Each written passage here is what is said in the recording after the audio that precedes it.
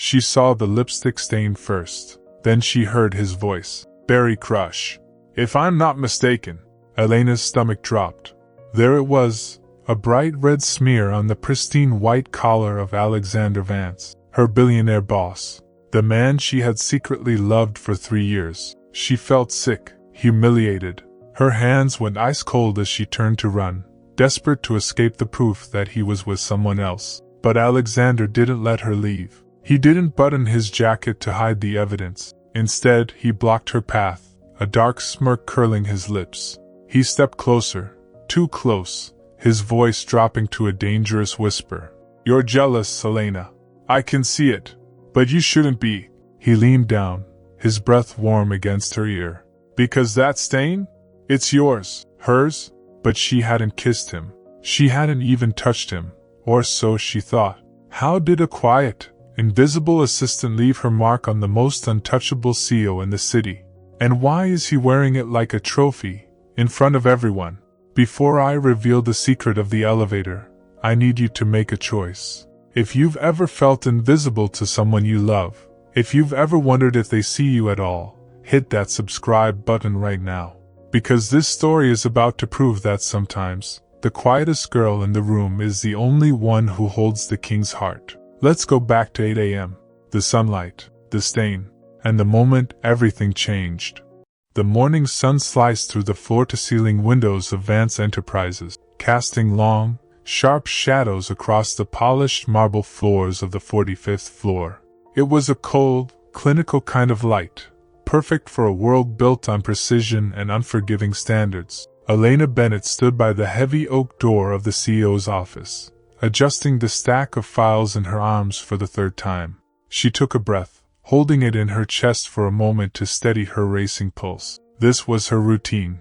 This was her sanctuary. For 3 years, she had been the invisible force that kept Alexander Vance's world from spinning off its axis. She was the gatekeeper, the organizer, the one person who knew how he took his coffee and exactly which shareholders needed handling with kid gloves and which ones needed a sledgehammer. She took pride in her invisibility. It was a quiet dignity, a way of existing in the high-stakes corporate arena without being consumed by it. But lately, the silence of the office felt louder, and her invisibility felt less like a shield and more like a cage. She pushed the thought away, checked her watch, 7:59 a.m., and prepared for his arrival. Alexander was never late. He was a man who bent time to his will, not the other way around. Precisely on the minute, the elevator chimed. The heavy doors slid open, and Alexander Vance stepped out. As always, the air in the room seemed to shift, growing heavier, charged with the static electricity of his presence. He was on a call, his voice a low baritone that commanded attention without ever needing to shout. He walked past her desk with long, purposeful strides, offering her a curt nod as he passed. It was the same nod he gave her every morning, efficient, acknowledging yet distant. "Coffee in 5, Ms. Bennett," he said, not breaking his stride as he pushed open the door to his inner sanctum. "Already on your desk, Mr. Vance," she replied, her voice steady. He paused for a fraction of a second, the ghost of a smile touching his lips before he disappeared inside. Elena allowed herself a small exhale. He was in a mood today, she could tell by the tension in his shoulders. She moved to the break room to prepare her own tea, her mind running through the day's itinerary. Board meeting at 10. Lunch with the investors from Tokyo at 12. It was going to be a marathon. 10 minutes later, she knocked softly on his door and entered. Alexander was standing by the window, looking out over the sprawling city skyline, his back to her. He had removed his suit jacket, tossing it carelessly onto the leather sofa. He stood in his white dress shirt, the sleeves rolled up to his elbows, exposing forearms that hinted at a strength rarely used in a boardroom. "The quarterly reports, sir," Elena said, approaching his desk. He turned around, picking up his coffee mug. "Leave them. I'll review them before the meeting." As he lifted the mug to his lips, the sunlight hit him full force, illuminating him like a statue in a museum. And that was when she saw it. Her heart stopped. It didn't stutter or skip. It simply slammed into a wall of ice. There, on the crisp, starched collar of his impeccably tailored white shirt was a stain. It was faint, but against the blinding white of the fabric, it screamed for attention. A smear of crimson lipstick. Elena felt the blood drain from her face. Her hands, usually so steady, trembled slightly as she set the files down on the mahogany desk. The image burned into her retinas. It was unmistakable. It wasn't a smudge of ink or a drop of wine. It was the distinct, oily residue of expensive cosmetics. Her mind immediately began to spiral, a chaotic whirlwind of assumptions and hurt that she had no right to feel. Who was she? Was it the blonde from Legal? The heiress he had been photographed with at the gala last week? Or someone new, someone secret? The thought made her stomach churn with a nausea she couldn't explain. She was his assistant, his employee. His personal life was none of her business, but it felt personal. It felt like a violation of the unspoken bond they shared, a bond built on late nights, shared coffees, and the intimate silence of working side by side for years. She realized, with a sudden, crushing clarity, that she had allowed herself to imagine a different reality, one where she wasn't just the help. Seeing that stain was a brutal reminder of her place. It was a symbol of a world she couldn't touch, a passion she wasn't invited to share. She felt small, humiliated. She needed to leave. She needed to get out of this room before her mask of professional indifference cracked completely. "Is there anything else, Miss Bennett?" Alexander's voice cut through her panic. She snapped her eyes up to his face, realizing she had been staring at his collar for an uncomfortable amount of time. He was watching her, his dark eyes narrowing slightly as he tried to decipher her expression. "No, sir," she stammered, taking a step back. The meeting agenda. I'll send it to your phone." She turned to go, but her feet felt heavy, rooted to the spot by a morbid curiosity. She couldn't help it. Her eyes drifted back to the stain one last time, a moth drawn to a flame that would surely burn her. Alexander went still. He lowered the coffee mug slowly, setting it on the desk with a deliberate clink. He looked at her, then followed the trajectory of her gaze down to his own shoulder. He craned his neck, pulling the collar taut to see what had captivated her so thoroughly. He saw the red smear. Elena froze, caught in the act. She expected anger. She expected him to button his jacket to hide his indiscretion, to dismiss her with a cold reprimand for overstepping her boundaries. She braced herself for the shame of being caught looking where she shouldn't. Instead, a slow change came over his features. The confusion vanished, replaced by a glint of recognition. And then, slowly, terrifyingly, a smirk began to spread across his face. It wasn't a smirk of guilt. It wasn't the defensive sneer of a man caught cheating. It was an amusement, pure, unadulterated amusement. He looked back at her, his eyes locking onto hers with an intensity that made her knees weak. The air in the room grew hot, the professional distance between them evaporating in an instant. He didn't look like her boss anymore. He looked like a predator playing with his food. He took a step toward her. Elena instinctively took a step back, hitting the edge of the desk. She was trapped. "You seem distressed, Elena," he said, using her first name. He almost never used her first name. I'm not," she lied, her voice barely a whisper. "I should go." "A distinctive shade, isn't it?" he mused, ignoring her attempt to flee. He tapped the red mark on his collar with a long finger. "Berry Crush, if I'm not mistaken."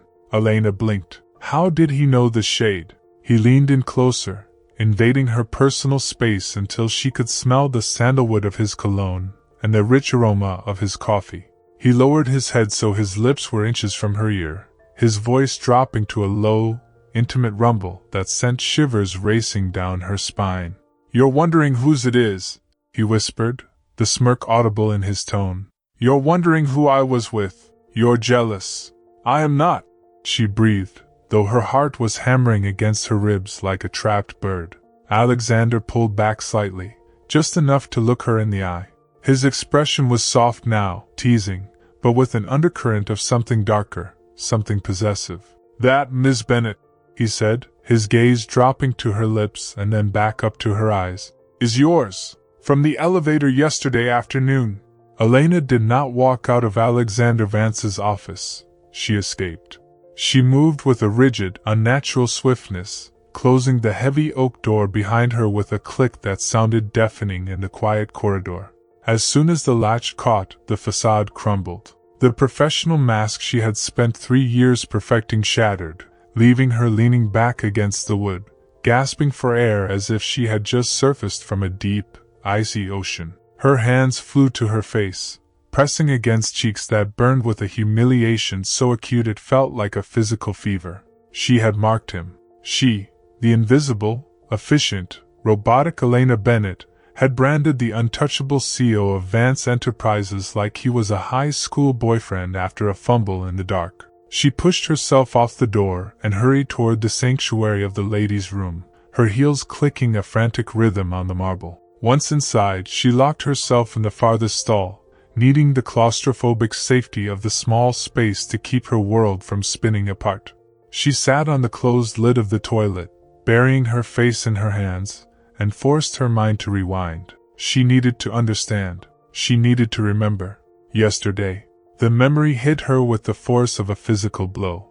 It had been a Tuesday, raining, the kind of gray, miserable downpour that made the city traffic snarl and tempers flare. They had just finished a grueling negotiation with a supplier on the 30th floor. The meeting had run late. When the elevator doors opened, the car was already packed with employees eager to escape the building.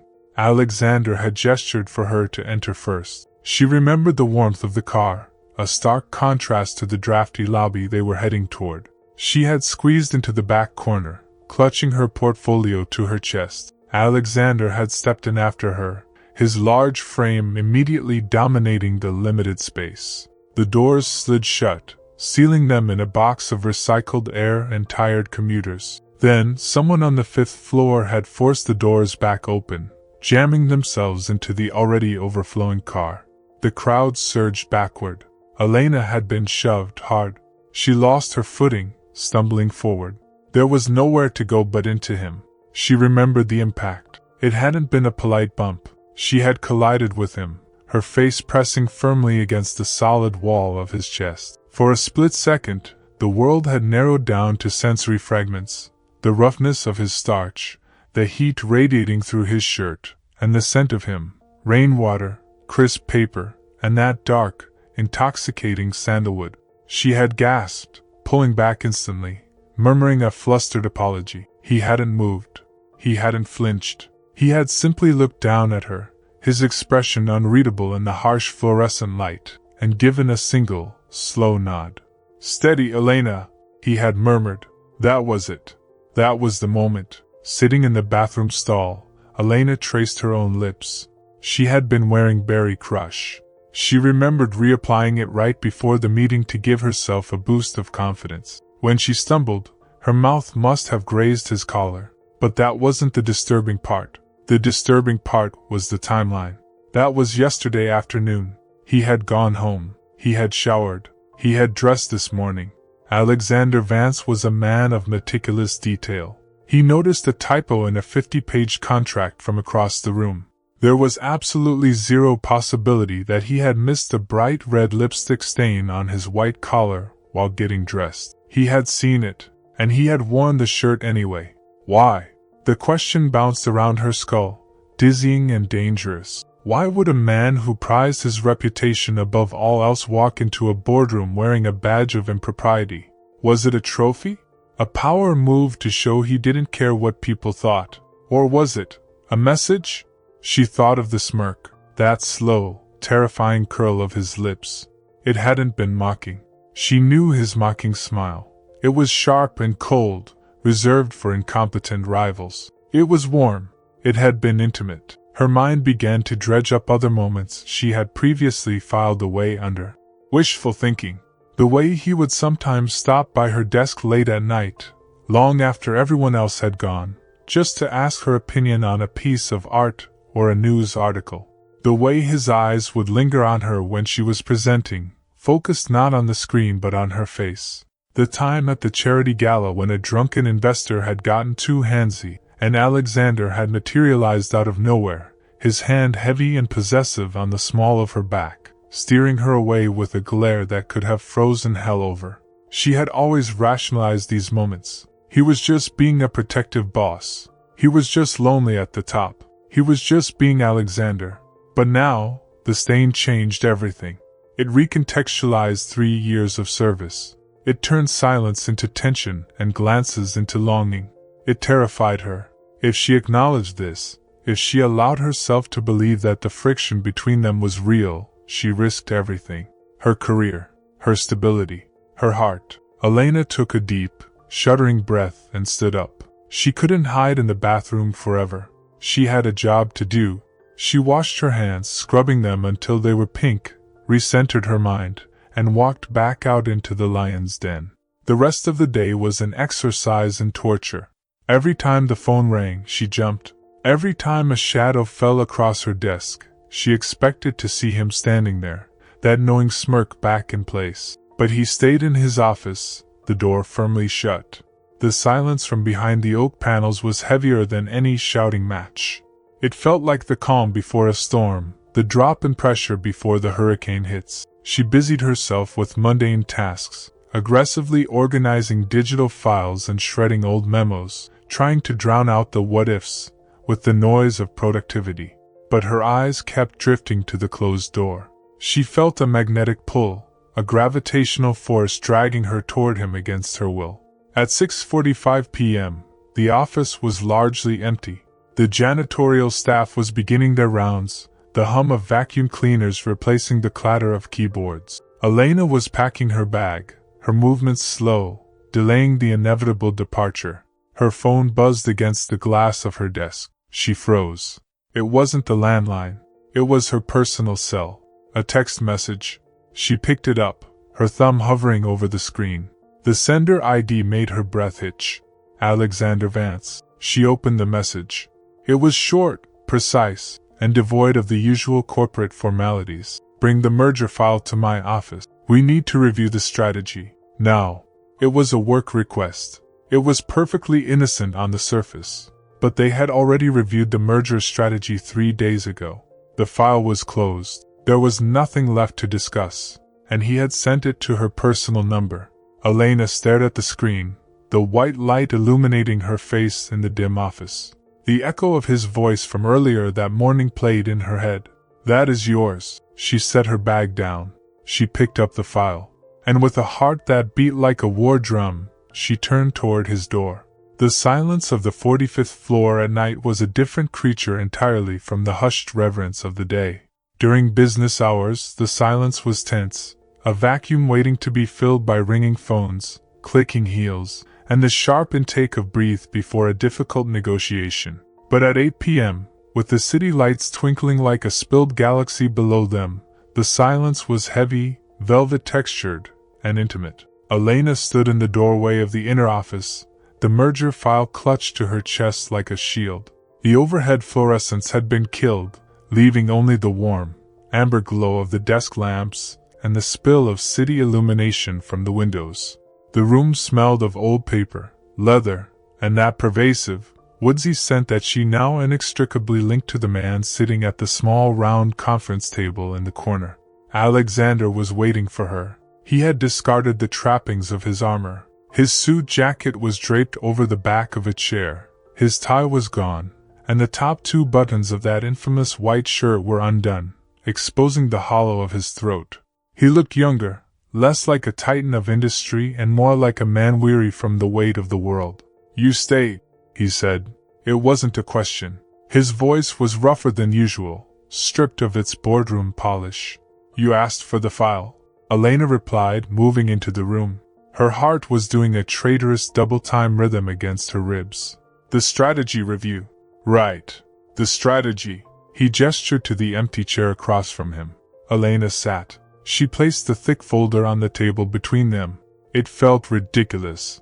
They both knew the merger strategy was airtight. There was not a single decimal point out of place. This was a charade, a thin veil draped over a desire neither of them was brave enough to name.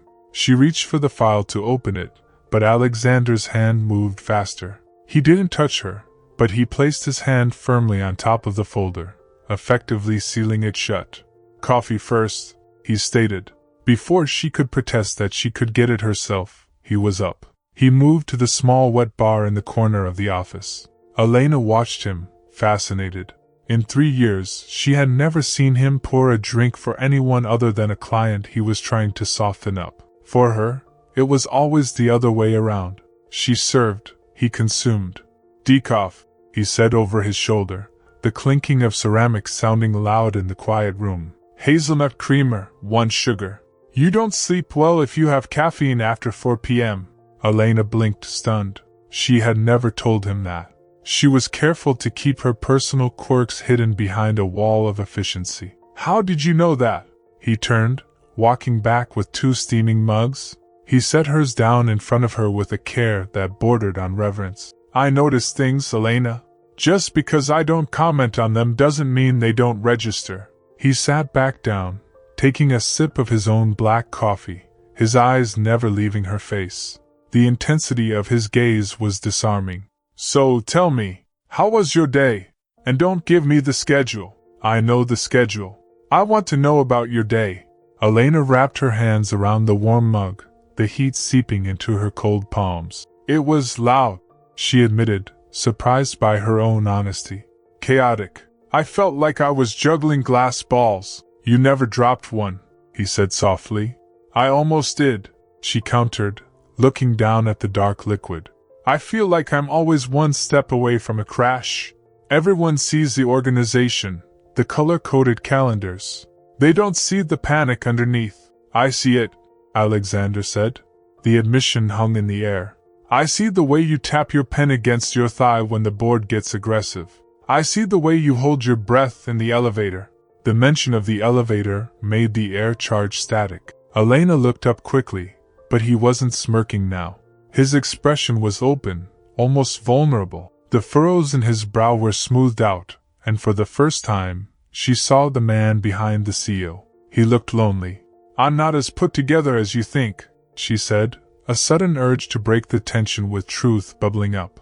"Last weekend, I tried to take a pottery class, to center myself, as the brochure said." Alexander raised an eyebrow, a flicker of amusement returning to his eyes. "Pottery?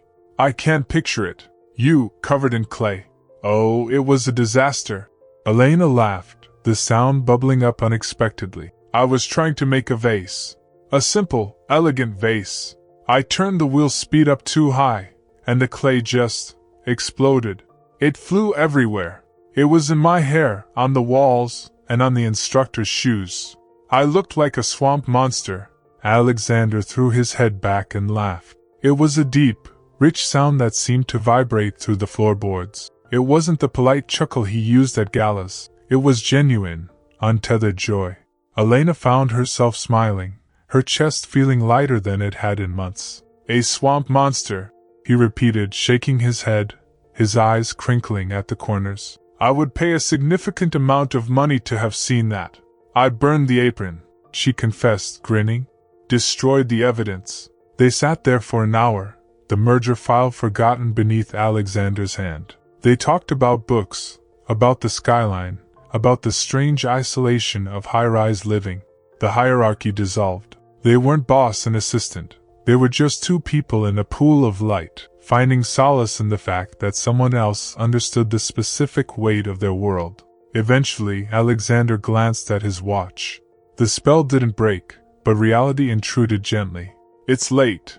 You should get home." He stood up, grabbing his jacket but not putting it on, slinging it over one shoulder in a casual gesture that made her pulse skip. "I'll walk you to your car." "You don't have to," Elena protested automatically as she stood. "I know," he said simply. "I want to." The walk down to the parking garage was silent, but it wasn't the awkward silence of the morning. It was a companionable quiet. They moved in sync, their steps echoing in the empty concrete cavern of the garage. The air down here was cool and smelled of rubber and gasoline. When they reached her sedan, Elena turned to face him, clutching her keys. The moment felt precipitous, like standing on a ledge. She looked up at him, searching his face for a sign of what this night meant. Was it just a lapse? A moment of weakness? Alexander looked down at her, his expression unreadable in the harsh garage lighting. He stepped closer, invading her space just enough to make her breath hitch, but stopping short of touching her. He looked at her eyes, then allowed his gaze to drop lower, lingering on her mouth for a heartbeat too long to be accidental. He leaned in, and for a wild, terrifying second, she thought he was going to kiss her. She didn't pull away, but he didn't kiss her. Instead, he tilted his head, his voice dropping to that low, smoky register that turned her knees to water. "You know," he murmured, his eyes locking back onto hers, dark and swirling with intent. "That lipstick shade, it suits you." He didn't wait for a response. He didn't wait to see the flush rise on her cheeks, or the way her lips parted in shock. He simply turned on his heel, the jacket swinging over his shoulder, and walked back toward the elevators, leaving her standing alone in the echo of his voice, her heart pounding a frantic rhythm against the silence. "Elena thinks the tension is over. She thinks she can just go back to work. She's wrong. Because the text message Alexander sends her next isn't for a meeting room. It's for his private penthouse. And what happens behind those closed doors changes the rules forever." The days following the encounter in the parking garage were defined not by what was said, but by a shifting of the tectonic plates beneath Elena's feet. She had expected awkwardness. She had braced herself for a retreat into cold formality, or worse, an aggressive pursuit that would force her to resign. But Alexander did neither. He remained the consummate professional, his demeanor cool and impenetrable. Yet, the atmosphere had changed. The air between them was no longer empty space. It was a conductive field, humming with a frequency only they seemed tuned to hear. And strange things began to happen. The usual friction of her high-pressure existence started to smooth out, as if an invisible hand were going ahead of her, clearing the path of obstacles before she even tripped. It started on Wednesday with the dreaded logistical analysis for Asian expansion. It was a beast of a task, a labyrinth of shipping codes and tariff regulations that had been keeping Elena awake for 3 nights straight. She was drowning in spreadsheets, her eyes gritty with fatigue, resigning herself to another midnight finish. She sat at her desk, head in her hands, the sheer volume of data threatening to crush her resolve. Then, a notification pinged on her screen. An email from the head of data analytics. "Alexander mentioned you might need the compiled breakdown of the Shanghai tariffs. We ran a predictive model this morning. I hope this helps." Attached was a file that did in seconds what would have taken her hours. It wasn't just helpful, it was a lifesaver. Elena looked up, staring through the glass walls into Alexander's office. He was on the phone, pacing, looking nowhere near her direction. He hadn't said a word to her about the project. He hadn't asked if she was struggling. He had simply noticed the dark circles under her eyes, assessed the bottleneck, and quietly removed it without asking for a thank you. It was a silent, powerful act of competence that made her chest ache with gratitude. The next day, the invisible shield became audible. Elena was in the break room, waiting for the kettle to boil, when she heard voices drifting in from the hallway. It was Marcus, a junior VP with too much ambition and too little tact, talking to a colleague. "I don't know why Vance runs everything through her," Marcus sneered. "She's a glorified secretary. A pretty face to keep the schedule, sure, but she's hardly management material. I should be pitching directly to him." Elena froze, her hand gripping the counter. The sting of the insult was familiar, the assumption that her role was decorative rather than structural. She braced herself, ready to walk out and ignore it, to swallow the humiliation as she always did. But then, a third voice cut through the air. It was low, calm, and terrifyingly cold. "You are mistaken, Marcus." The silence that followed was absolute. Elena held her breath. "Ms. Bennett does not just keep the schedule," Alexander continued, his voice edging closer, sharp as a scalpel. "She is the architect of my day. She understands the intricacies of this company better than you understand your own department. If she blocks your access to me, it is because she has judged you unprepared. And based on this conversation, her judgment is flawless." Sir, I didn't mean," Marcus stammered. "Do not mistake the gatekeeper for the gate," Alexander said, the finality in his tone striking like a gavel. "Disrespect her again, and you will find yourself outside the building, permanently. Elena let out a shaky breath, her heart hammering. He hadn't just defended her, he had elevated her. He had validated her worth in a language the corporate world understood: power. The climax of this silent crusade came on Friday during a meeting with Silas Sterling, a potential client with a reputation for misogyny that rivaled the 1950s. Throughout the presentation, Sterling ignored Elena completely. He directed his questions to Alexander. Even when Alexander deferred to her, he interrupted her mid-sentence. He called her sweetheart when asking for water. Elena maintained her composure, but she felt small, her professional dignity being chipped away piece by piece. She was presenting the risk assessment, a crucial part of the deal. "Look, sweetheart," Sterling interrupted, waving a hand dismissively. "Let's skip the gloom and doom. Alexander, tell me about the profit margins." Elena closed her mouth, the humiliation burning her cheeks. She prepared to sit down, defeated. "Mr. Sterling." Alexander's voice rang out, stopping the room cold. He didn't look at the client. He looked at Elena. "Please remain standing." He turned his gaze to Sterling, his eyes dark and unforgiving. "You seem to be under a misapprehension. I am here to sign the checks. Ms. Bennett is here to ensure I don't sign a bad one. Her risk assessment is the only reason we are entertaining this meeting. If you cannot offer her the respect her expertise demands, then we have nothing further to discuss." He leaned back, crossing his arms. "Ms. Bennett has the floor. I suggest you listen." Sterling paled. The room went silent, and in that silence, Elena found her voice. She finished the presentation with the confidence she didn't know she possessed, bolstered by the unwavering, granite-solid support of the man sitting to her right. He wasn't just her boss anymore. He was her fortress. As the week drew to a close, the reality settled over her. This wasn't just leadership. This was care. It was a protective circle drawn around her in red ink, a declaration that she was under his personal jurisdiction. It was terrifying, confusing, and the most comforting thing she had ever felt. Late Friday afternoon, Alexander called her in. The sun was setting, casting long shadows. He looked serious. "The annual shareholders' gala is next Saturday," he said, sliding a dossier across the desk. "It's the most critical night of our fiscal year. I have the catering and seating charts ready." Elena said automatically. "Forget the seating charts," he said, locking eyes with her. "I want you to deliver the opening address. You know the narrative of this company better than anyone. You should be the one to tell it." Elena's jaw dropped. "Me? But that's your role. That's for the board." "I can't." "You can," he interrupted firmly. "And you will. But the board will be watching. It needs to be perfect.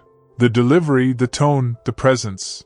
It requires a specific kind of preparation." He paused, his eyes darkening, the professional mask slipping just a fraction to reveal the man who had complimented her lipstick in the dark. "My schedule is full next week during office hours," he said, his voice dropping to that dangerous, intimate register. "Come to my penthouse tomorrow night. We'll practice there. Just the two of us." He didn't make it a question. It was a summons, wrapped in an opportunity, laced with a temptation she knew she should run from but knew she would run toward. "I'll be there," she whispered. "Good," Alexander said, and the ghost of a smirk returned. "Bring your lipstick." The Vance Enterprises annual shareholders' gala was less a corporate event and more a coronation. The grand ballroom of the St. Regis was transformed into a glittering cavern of crystal, gold, and ruthless ambition.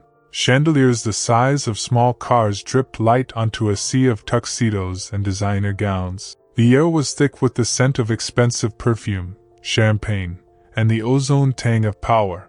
Elena Bennett stood near the entrance, clutching her clutch bag so tightly her knuckles were white. She felt like an imposter in her own life. Despite the grueling preparation at Alexander's penthouse, an evening that had been a blur of intense focus, simmering tension, and zero sleep, the reality of the room was suffocating. She was wearing a deep emerald gown he had insisted she buy, claiming it matched the company's bold new direction. But she felt less like a bold executive, and more like a deer in the headlights of 1,000 luxury vehicles. She scanned the room for him. Alexander was in the center of the vortex, holding court with 3 major investors and a senator. He looked devastating in a tuxedo that fit him like a second skin, his presence magnetic. As if feeling her gaze, he looked up mid-sentence. His eyes found hers across the crowded room, locking on with a laser-like intensity. He didn't smile, but he gave a nearly imperceptible nod, a silent anchor thrown across the turbulent sea of the gala. "Breathe," the look said. "You belong here." She took the podium 20 minutes later. The lights were blinding. The silence of 500 powerful people was a physical weight. But then she looked down at the front row. Alexander was there, watching her not with the critical eye of a boss, but with the fierce, unwavering pride of a partner. She remembered his voice from the night before, in the quiet of his living room. "Don't talk to the crowd. Talk to me." So she did. She delivered the speech to him, and she soared. When the applause broke out, it was thunderous. An hour later, the adrenaline had crashed, leaving her drained and trembling. She retreated to the terrace, escaping the suffocating press of congratulations and networking. The night air was cool, biting at her exposed shoulders, but the silence was a relief. She leaned against the stone balustrade, looking out at the city lights, trying to stop her hands from shaking. "Hiding, Miss Bennett?" She didn't need to turn around. The deep, familiar voice wrapped around her like a warm coat. Alexander stepped out from the shadows, 2 flutes of champagne in his hand. He offered her one, then leaned against the railing beside her, not looking at her, but out at the views she was admiring. "I'm not hiding," she said, taking a sip. "Just decompressing." "It's a lot." "It is," he agreed softly. "It's a circus. A necessary one, but a circus nonetheless." He turned to look at her then, his expression stripping away the layers of the invincible CEO. "You were magnificent tonight, Elena. You commanded that room." "I was terrified," she admitted, looking down at her glass. "I thought I was going to pass out." "Good," Alexander said. "Fear keeps you sharp." He took a sip of his drink, his gaze growing distant. "The first time I addressed the shareholders, I was 26. My father had just died. Everyone in the room was betting on how quickly I would crash the company into the ground. I remember standing at the podium, and my legs were shaking so badly I had to grip the sides just to stay upright. I thought, this is it. I'm going to vomit on the front row and lose the legacy." Elena looked at him in shock. "You? But you're fearless. You're Alexander Vance." He let out a short, dry laugh. "I'm a man who learned to wear a very good mask, Elena. That night, I realized that no one knows what you're thinking unless you tell them. If you project strength, they see strength. But inside?" He tapped his chest. "Inside, I was a terrified boy who just wanted his father back." It was a revelation. A crack in the marble statue she had worshipped and feared for 3 years. He was offering her a piece of his soul, a jagged, honest fragment of his past. "I felt like that tonight," she whispered, turning to fully face him. "Like everyone was waiting for the secretary to stumble, to prove that I don't belong." "You belong," he said fiercely, stepping closer, closing the distance between them on the dark balcony. "You have more integrity in your little finger than half that room has in their entire bodies. You don't just see the numbers, Elena. You see the people. That's why you're better than me." "I'm not, you are," he insisted, his voice dropping to a murmur. "You keep me human. Without you, I'm just a machine that generates profit. You're the conscience. You're the heart." The admission hung in the cold air, warm and terrifying. He wasn't talking about work anymore. He was talking about them, about who she was to him. The connection between them pulled taut, a physical sensation of being drawn together. He reached out, his hand hovering for a moment before he gently tucked a loose strand of hair behind her ear. His fingers brushed her cheek, warm and rough against her cool skin. The touch was electric, sending a jolt straight to her core. "What are we doing, Alexander?" she breathed, searching his eyes. "I don't know," he admitted, his thumb tracing the line of her jaw. "But I know I'm tired of pretending I don't want to find out." The door to the terrace opened with a burst of noise and light. A group of investors stumbled out, laughing loudly. Alexander pulled his hand back instantly, the mask slamming back into place, but the heat in his eyes remained. The moment was broken, but the bridge had been crossed. They stood in silence as the investors lit cigars, the intimacy shattered but the residue lingering like smoke. "The gala is winding down," Alexander said, checking his watch, his voice regaining its professional cadence, though softer. "My driver is waiting. I'll call a cab," Elena said, moving to step away. "No," he said. It wasn't a command this time. It was an offer. "It's late. The city is unpredictable tonight." He looked at her, and the vulnerability from earlier peeked through the cracks again. "Let me drive you. I sent the chauffeur home. It's just me." Elena looked at the car keys in his hand. A ride home. Alone. In the dark confines of his private car. It was crossing the Rubicon. It was leaving the safety of the office, the safety of the public gala, and entering a space where there were no witnesses and no rules. She looked at the man who had admitted his fear to her, who had called her his heart. "Okay," she said softly. "Drive me home." The heavy door of the sedan thudded shut, sealing them inside a capsule of leather-scented silence. The chaos of the gala, the clinking champagne flutes, the forced laughter, the suffocating weight of 1,000 eyes, was instantly severed, replaced by the low, rhythmic hum of the engine.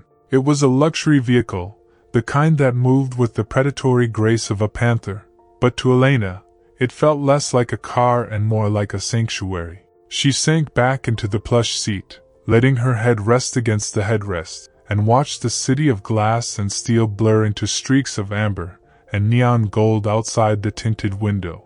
Alexander didn't turn on the radio. He didn't make a call. He simply drove. His hands were at 10 and 2, gripping the leather wheel with a relaxed competence that was hypnotic to watch.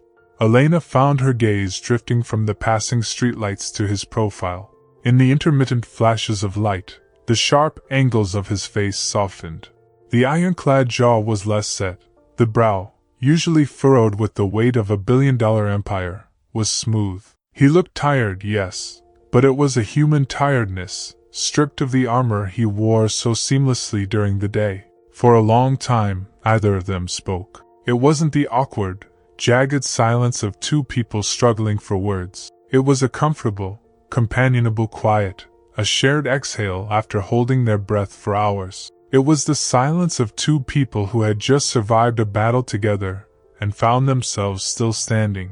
Elena felt a strange sense of peace settle over her, a feeling that defied all logic given that she was sitting next to her boss in the middle of the night, blurring every professional boundary she had ever set for herself. She shifted slightly, turning her body toward the window to hide the small, private smile playing on her lips. She was replaying the evening, not the speech or the applause, but the moment in the alcove. The way he had looked at her. "I see you." The words echoed in the quiet cabin, louder than the engine. Alexander shifted gears, the movement fluid and precise. Then, his right hand didn't return to the wheel. It hovered for a fraction of a second over the center console, a moment of hesitation that was so uncharacteristic it made Elena's breath hitch in her throat. Slowly, deliberately, he reached across the divide. He didn't grab her hand. He didn't force the contact. He simply laid his hand over hers where it rested on her lap. His palm was warm, large, and heavy, enveloping her cold fingers in a heat that seemed to seep straight into her marrow. Elena froze. Her heart didn't just skip a beat. It performed a violent acrobatic maneuver against her ribs. The contact was electric, a sudden grounding wire that connected her chaotic internal world to his steady presence. It was a gesture of possession, of protection, and of something far more terrifyingly intimate. She stared at their hands, his broad, capable fingers covering her delicate ones against the dark fabric of her dress. It was a violation of every rule in the employee handbook. It was reckless. It was dangerous. And it was the most right thing she had ever felt. She didn't pull away. She couldn't. Instead, acting on an instinct she hadn't known she possessed, she turned her hand upward, lacing her fingers through his. She gave a squeeze, tentative at first, then firmer. Alexander let out a long, audible breath, his thumb brushing softly against her knuckles in a rhythm that matched the beating of her heart. The noise, he said finally, his voice a low rumble that vibrated through the chassis of the car. He kept his eyes on the road, but his grip on her hand tightened slightly. It never really stops, does it? The demands, the expectations, the constant, deafening noise of everyone wanting a piece of you.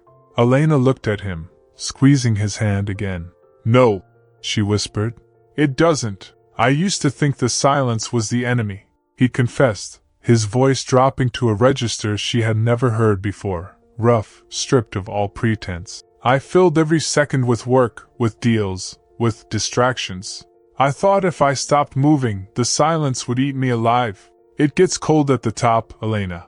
Colder than anyone tells you. He paused, his thumb tracing the line of her wrist, finding her pulse. But lately, the silence feels different. It doesn't feel empty anymore. He glanced at her then, just for a second, but the intensity of his gaze burned. Tonight, in that room, surrounded by the most powerful people in the city, I felt completely alone, he said. Until I saw you.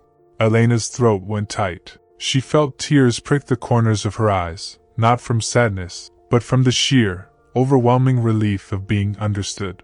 I find myself looking for you, Alexander admitted, the words tumbling out as if he couldn't hold them back any longer.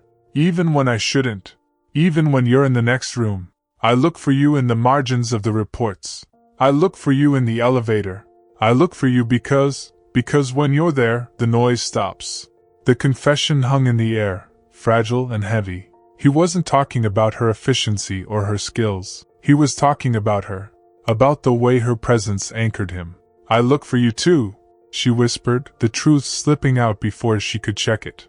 Alexander's hand tightened on hers, a silent acknowledgement of the line they had just irrevocably crossed. They drove the rest of the way in that charged, heavy silence, their hands locked together on the console, a physical bridge between two solitary islands. The car slowed as it turned onto her street, the familiar brick facade of her apartment building coming into view.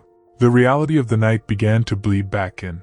The car stopped. The engine idled. The magic bubble of the drive was threatening to burst. Alexander didn't unlock the doors immediately. He shifted into park and turned in his seat to face her, reluctantly withdrawing his hand. The loss of his touch was immediate and physical, like stepping out of a warm house into the winter wind. He looked at her, searching her face in the dim light of the street lamp filtering through the windshield. He looked hesitant, almost nervous, a stark contrast to the titan who had silenced a boardroom days ago. Elena, he started then stopped. He took a breath, steeling himself. This, whatever this is. We can't do this here. Not in a car. Not in the office between meetings. He leaned in slightly, his dark eyes locking onto hers with a desperate sincerity. I don't want to talk about quarterly projections, he said softly. I don't want to talk about the gala. I want to talk to you. Just you. He paused, waiting, making sure she understood the weight of what he was about to ask. Dinner, he said, the word hanging like a promise. Tomorrow night. No work, no phones, no titles, just dinner. With me.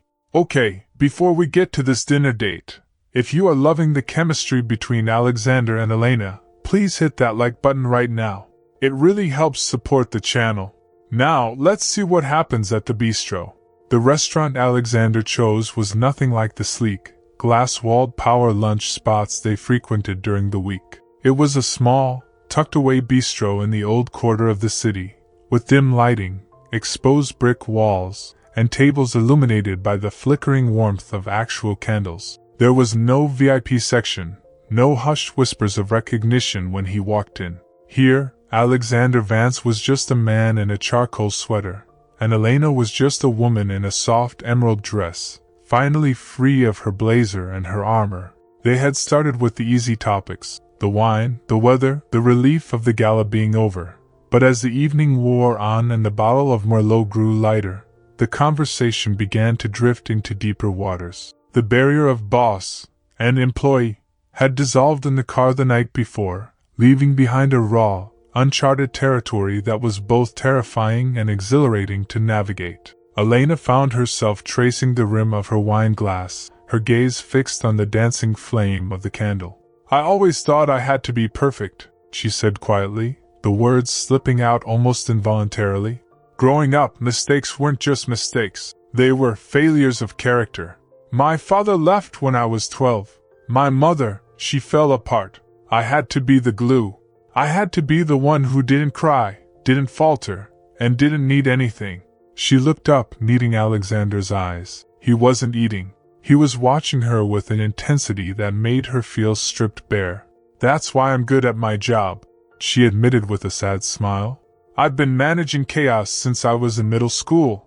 I learned early on that if I made myself indispensable, if I made myself the one who fixed everything, maybe people wouldn't leave. Alexander reached across the small table, his hand covering hers. It was becoming a familiar weight, a grounding force she was beginning to crave. You don't have to fix me, Elena, he said softly. And you don't have to be perfect to be wanted. His thumb brushed her knuckles. I built this company to perfection, on precision. Vance Enterprises is a fortress. But fortresses are lonely places. They're designed to keep things out, but they also keep you in. He took a sip of wine, his expression growing distant, a shadow passing over his features. My father didn't leave, he said, his voice hardening slightly. He stayed, and he made sure I knew exactly what was expected of me. Every grade, every internship, every deal, it was never about me. It was about the name, the legacy. I was a vessel for his ambition. He looked down at his hand, clenching it into a fist before relaxing it. I learned to shut everything else out. Emotion was a liability. Connection was a weakness. I had a fiancé once years ago. Before I took over as CEO, Elena's heart skipped a beat. She had never heard of this. Alexander Vance's personal life was a vaulted secret. What happened? She whispered. She left, he said simply. She told me she was in love with a ghost, that I was physically present, but emotionally, I was already in the boardroom. She said I looked at people like assets to be acquired or liabilities to be managed. He let out a harsh, dry laugh. She wasn't wrong. He looked back at Elena, his eyes dark with a vulnerability that stole the breath from her lungs. That's why I smirked that day, he confessed.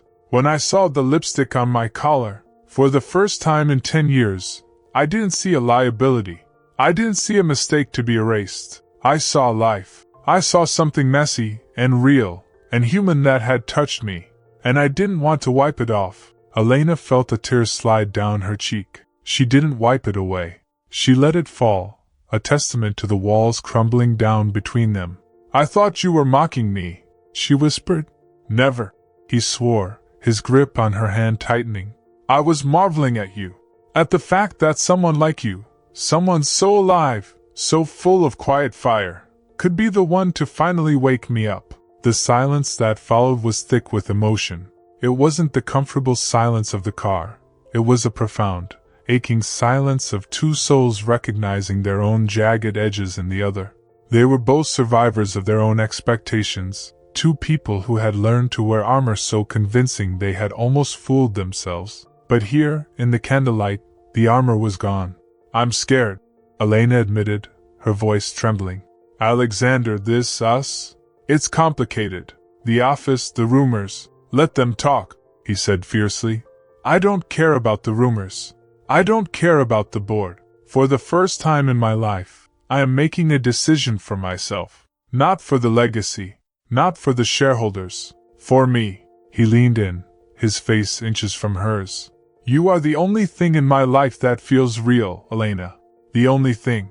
She leaned in too, drawn by a magnetic pull she could no longer resist. Their lips were a breath apart, the air charged with the promise of a kiss that had been years in the making.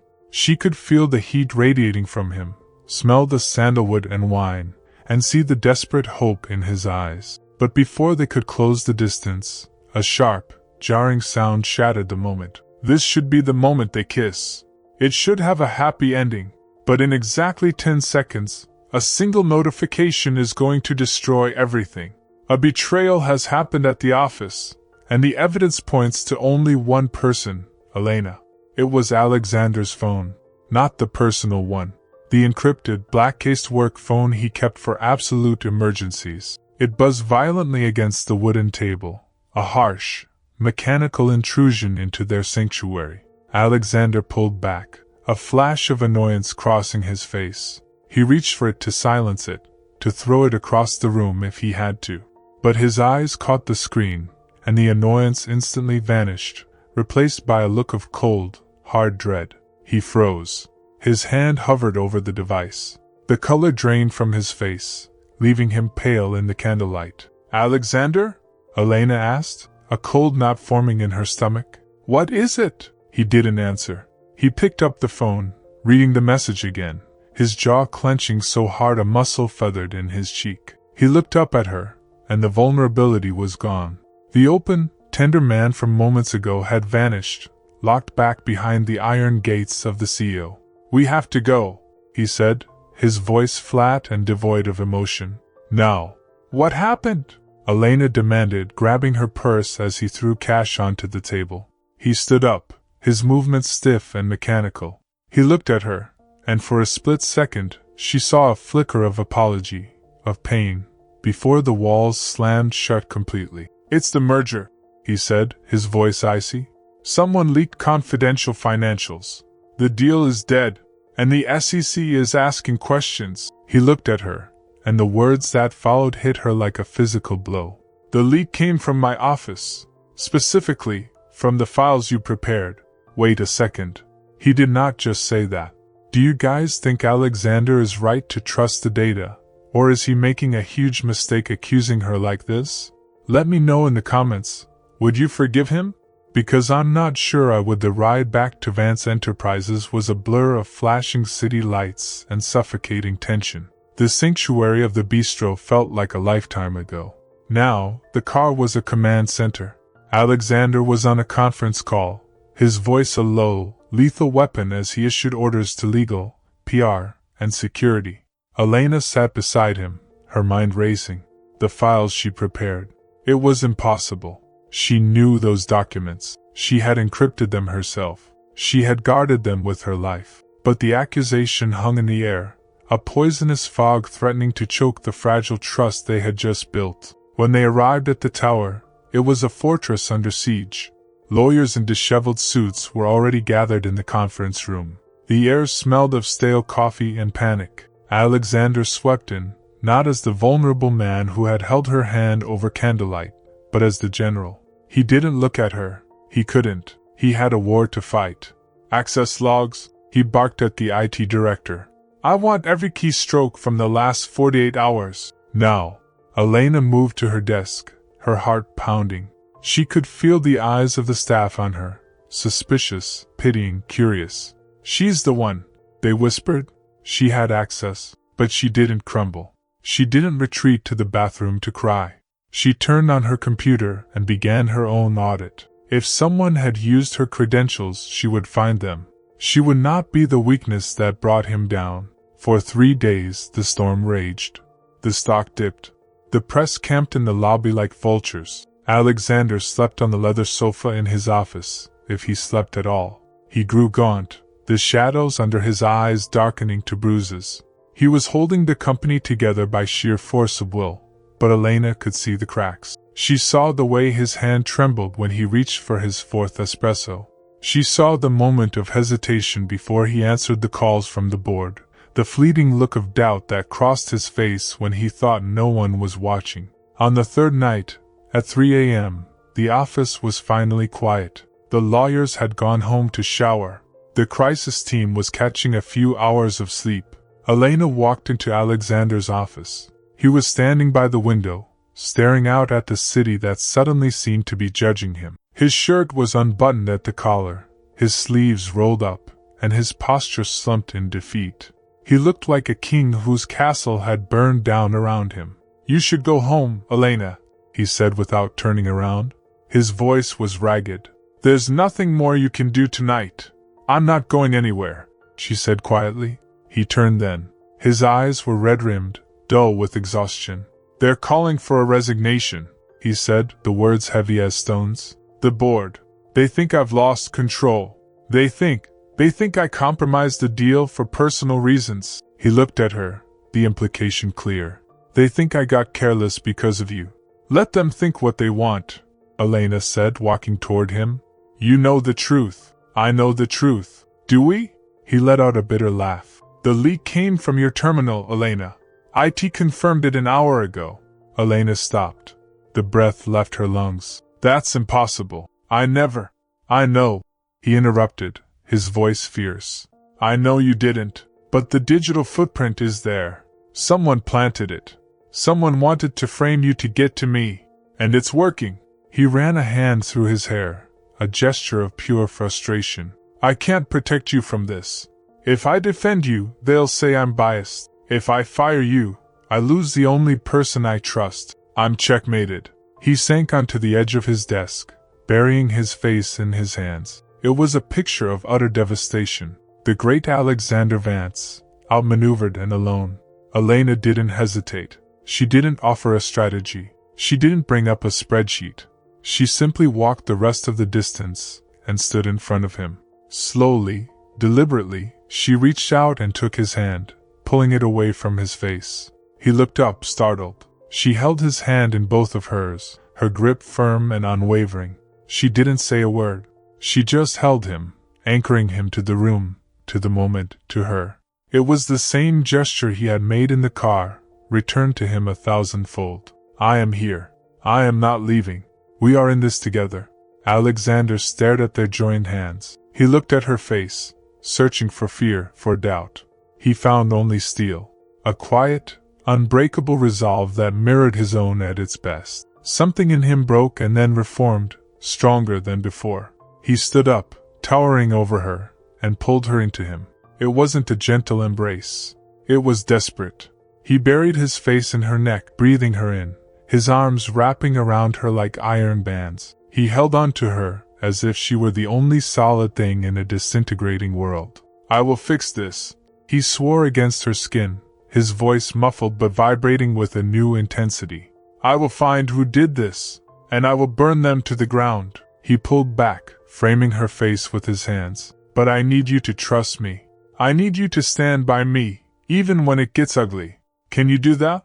I'm not going anywhere, Alexander, she repeated, her voice steady. I'm yours. In the boardroom, in the bistro, in the fire. I'm yours. They are united now, but the world is still against them. The board expects a resignation. What they get instead is a war. Don't blink during the next scene, because Alexander Vance is about to deliver the most satisfying takedown in corporate history to save his future wife. The next morning, the tide turned. Elena, fueled by a sleepless fury, found the discrepancy. A timestamp on the access log that didn't match the server backup. A remote login from an IP address that routed back to a shell company, owned by Marcus's brother-in-law. It was sloppy. It was arrogant. It was exactly the kind of mistake a man like Marcus would make. When she laid the evidence on Alexander's desk, the transformation was instantaneous. The general returned, but this time, he wasn't fighting a defensive war. He was on the offensive. By noon, Marcus was escorted out of the building by security. By 2 p.m., the board issued a statement of full confidence. By 5 p.m., the stock was rebounding. The storm had broken. Alexander stood in the center of the chaos, watching his company stabilize, watching the sharks retreat. But his eyes weren't on the ticker tape. They were on Elena, who was calmly organizing the aftermath files, her face pale but serene. He realized then, with a clarity that hit him like a lightning bolt, that he had almost lost her. Not to the scandal, but to his own fear. He realized that the company, the legacy, the power, it was all ash without her standing beside him. He couldn't go back to the way things were. He couldn't go back to stolen glances and secret dinners. He needed more. He needed everything. He walked over to her desk. The office was still buzzing, but he didn't care. Ms. Bennett, he said, his voice carrying across the room. Elena looked up, startled by the formality. Yes, Mr. Vance? Clear my schedule for tomorrow morning, he commanded. All of it, sir? She asked, confused. But the investors, the press conference. Cancel them, he said, his eyes locking onto hers with a burning intensity. I have a more important appointment. He leaned down, resting his knuckles on her desk, bringing his face close to hers so only she could hear. "There is a jewelry store on Fifth Avenue," he murmured, a slow smirk spreading across his face. Not the predator's smirk, but the one she had fallen in love with. "I believe they open at 9 a.m. Be ready." The morning sun that flooded the atrium of Vance Enterprises was no longer the cold, clinical light Elena had feared for 3 years. Today, it felt like a spotlight. Alexander had summoned the entire executive floor and the senior staff to the lobby at 8:45 a.m. There was no agenda listed, and no memos circulated, just a command. The air buzzed with a nervous energy, the kind that precedes a changing of the guard or a corporate execution. Elena stood by the pillar, her hands clasped in front of her, her heart beating a steady, heavy rhythm against her ribs. She was dressed in her usual armor, a tailored navy suit, but she felt different inside. The fear was gone, replaced by the lingering warmth of Alexander's promise from the night before. Alexander walked onto the raised platform near the reception desk. He didn't need a microphone. His presence alone silenced the murmurs of 200 people. He looked rested for the first time in weeks, his shoulders square, his eyes clear and sharp. He scanned the crowd, his gaze skipping over the VPs and the directors until it landed on Elena. He held it there for a second, long enough for the room to notice, before turning to address the assembly. "There have been whispers," Alexander began, his voice projecting to the furthest corners of the glass hall. "Rumors about the integrity of this firm. Speculation about the leak and about the people I trust to stand beside me." The room went deathly still. "We survived this week not because of stock buybacks or PR spin," he continued, pacing slowly. "We survived because of resilience. Because when the foundation was attacked, it did not crack." He paused, turning his body fully toward Elena. "Ms. Bennett was the target of a malicious campaign designed to isolate me. It failed, but it highlighted a failing on my part, the failure to publicly recognize the architect of our stability." He gestured for her to step forward. Elena hesitated, her breath catching, but the look in his eyes, soft, encouraging, and utterly proud, drew her out from the shadows. She walked up the few steps to the platform, standing beside him, not behind him. "Elena Bennett is not merely an assistant," Alexander announced, his voice ringing with absolute conviction. "She is the reason this machinery functions. She possesses a strength that most of you will never see and a loyalty this company hardly deserves. Moving forward, she will be taking on the role of Chief of Staff, with full executive authority. Her word is my word." A ripple of shock went through the crowd, followed quickly by a wave of applause, tentative at first, then genuine. Alexander didn't look at the crowd. He looked at her, a small, private smile tugging at the corner of his mouth. In front of the empire he built, he had rewritten the hierarchy to make space for her. He had shattered the ambiguity of her position and replaced it with unassailable respect. "The meeting adjourned," he said simply. As the crowd dispersed, buzzing with the news, Alexander turned to her. The professional mask dissolved instantly. "That was the business," he murmured, offering her his arm in a gesture that was shockingly old-fashioned and delightfully possessive. "Now, we have an appointment." He led her out of the building, past the stunned security guards, and into the waiting car. The drive to Fifth Avenue was short, but every second felt charged with electricity. Elena looked at him, really looked at him. The man who had once been an enigma of sharp angles and cold silence was now open to her. He had defended her honor in the court of public opinion, and now he was taking her to solidify something far more personal. They arrived at the jeweler, a fortress of limestone and velvet. They were ushered past the main showroom into a private viewing suite at the back, a room of hushed quiet, lined with dark wood and lit by soft, flattering chandeliers. A tray of velvet was placed on the table, but Alexander dismissed the attendant with a nod. When the heavy door clicked shut, the silence of the room wrapped around them. Alexander didn't look at the diamonds. He walked over to Elena, taking both her hands in his. "I told you once that I viewed people as assets," he said, his voice rough with emotion. "For a long time, I thought love was just another transaction, a merger of convenience. A contract with clauses and exit strategies. He stepped closer, his thumb brushing over her pulse point. But you don't fit into a spreadsheet, Elena. You broke the algorithm. Elena laughed, a wet, breathless sound. I'm pretty sure I just stained your shirt. You stained my life, he corrected, his eyes burning with intensity. You left a mark on everything. You brought color into a world I had resigned to be gray.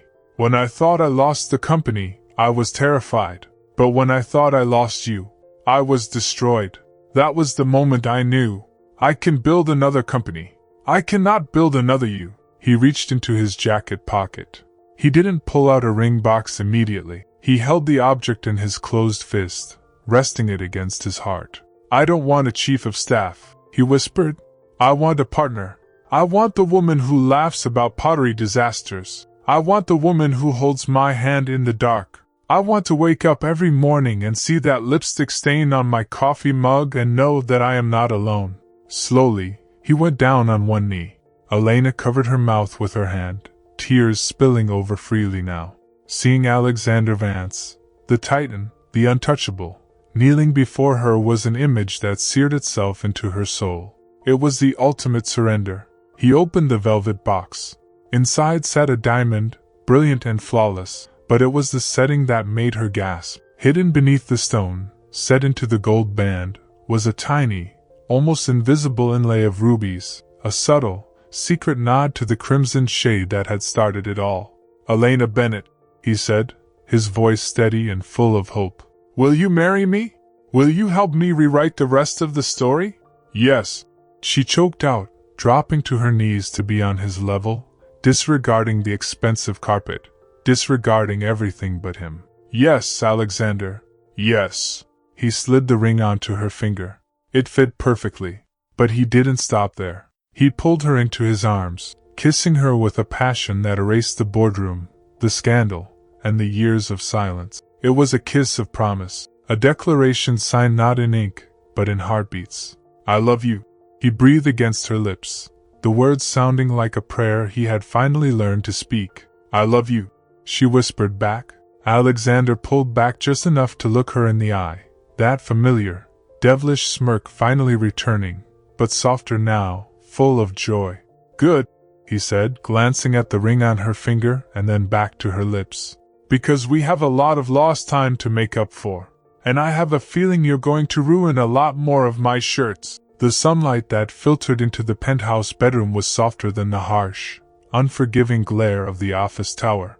It was a lazy, golden morning light that spilled across the duvet, illuminating the dust motes dancing in the air and the tangled sheets where they had slept. Elena stirred, the warmth of the room wrapping around her like a second skin. For a moment, she lay still, listening to the familiar sounds of the morning routine. The hiss of the espresso machine in the kitchen, the muted thud of bare feet on hardwood, the rustle of crisp cotton being shaken out. It had been 18 months since the gala. 18 months since the storm had broken and the world had been remade. In that time, the landscape of her life had shifted so profoundly that the old Elena, the one who held her breath in elevators and apologized for taking up space, felt like a stranger, a ghost from a different lifetime. She wasn't just Ms. Bennett anymore.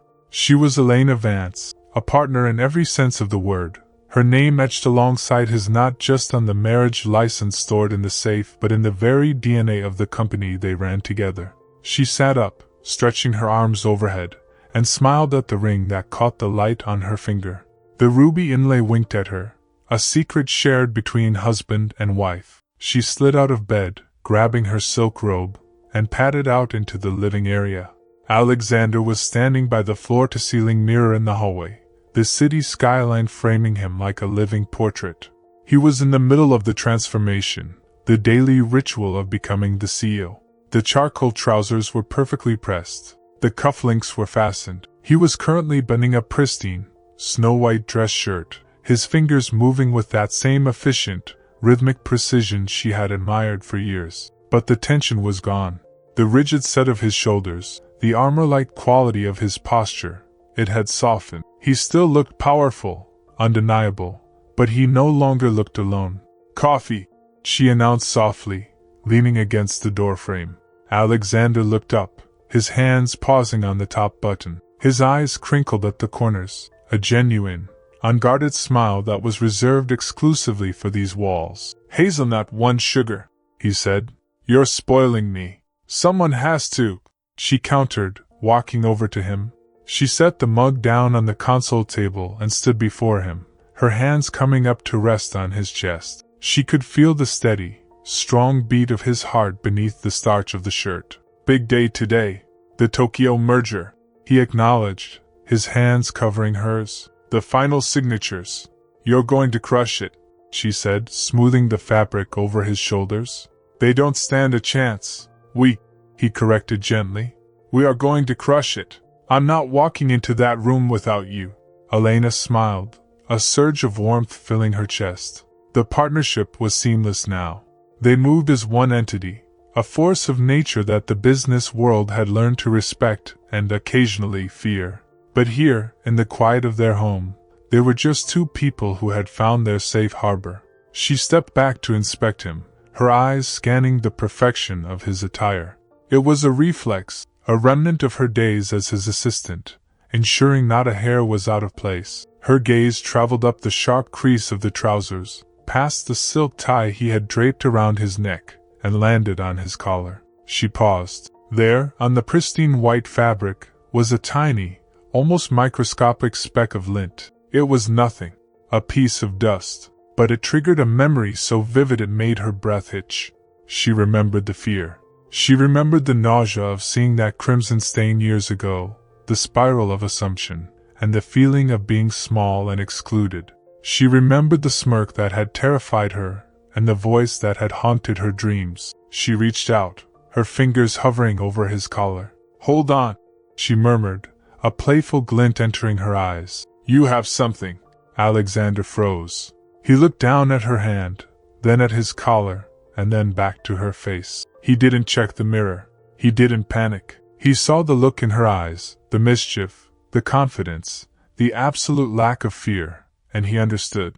A slow, familiar smirk spread across his face.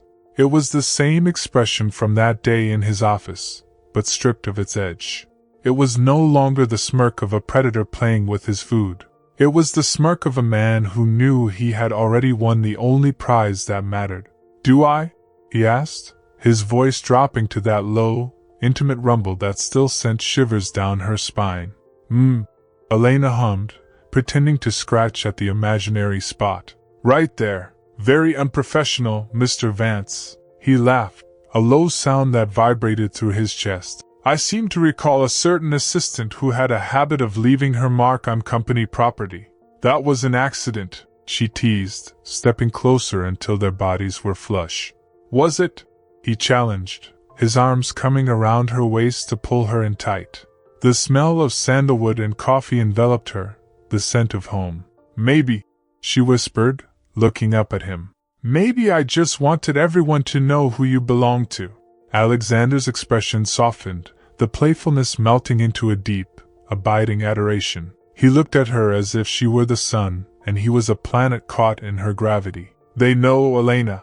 Everyone knows." He released her waist and brought one hand up to cup her cheek, his thumb tracing her lower lip. She was wearing it again. Berry Crush. The shade of their history. "But just in case they have any doubts," he murmured, his eyes darkening with intent. He didn't wait. He leaned down and captured her lips in a kiss that was searing, deep, and full of promise. It wasn't a quick peck goodbye. It was a reaffirmation, a claim. He kissed her until her toes curled into the carpet, until the morning light seemed to blur, until the only reality was the heat of his mouth on hers. When he finally pulled back, he didn't look at her. He looked straight at the mirror. Elena followed his gaze. There, on the crisp, high collar of his shirt, vibrant against the white, was a perfect, fresh smear of crimson lipstick. It was bold. It was undeniable. It was a flag planted on the summit of a conquered mountain. Elena gasped, her hand flying to her mouth. "Alexander! You can't! You have the meeting! The investors!" He looked at the stain, then at her, his eyes dancing with absolute delight. He adjusted his tie, centering the knot, but making absolutely no move to hide the mark. In fact, he adjusted the collar so it was more visible. "Let them see it," he said, his voice ringing with pride. "Let them see that I am a man who has everything." He grabbed his jacket, swinging it over his shoulder with a casual grace. He turned back to her, offering her that devastating, loving smirk one last time. "That, my love," he said, pointing to the crimson mark, "is yours, from this morning, and I intend to wear it all day." He kissed her forehead, turned, and walked out the door, the lipstick stain flashing like a badge of honor as he stepped into the elevator. Elena stood in the hallway, listening to the chime of the doors closing, her heart full, her smile wide, ready to follow him into the world they had built together. If this story melted even a tiny piece of your heart, do me a favor. Hit that subscribe button right now. Turn on the notification bell. Because every week, we bring you stories like this, stories about messy, complicated, earth-shattering love. And drop a comment below. Would you wear that lipstick stain?